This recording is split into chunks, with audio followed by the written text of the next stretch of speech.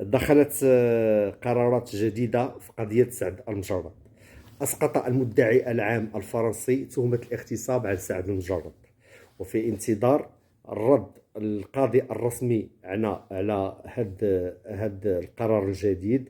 غادي غادي ان شاء الله ما يبقاش متابع بقضيه الاغتصاب، ولكن غيتابع بقضيه التعنيف. كيف ما كنعرفوا جميع ان الحكم ديال التعنيف غادي يكون مخفف، لان القضيه غتحول من الجنايه للجنحه. والمده اللي قضاها سعد المجرد كلها في القضيه ديالو هي 6 شهور نافذه كندوزها، و7 شهور في حاله سراح المؤقت. دونك الخبر اللي مهم هو ان في اقرب وقت ان شاء الله سعد المجرد غادي يكون في حاله سراح. دونك الحمد لله على سلامته، وهنيئا للشعب المغربي، وهنيئا لجميع الناس بهذا الخبر الموثوق به، وشكرا.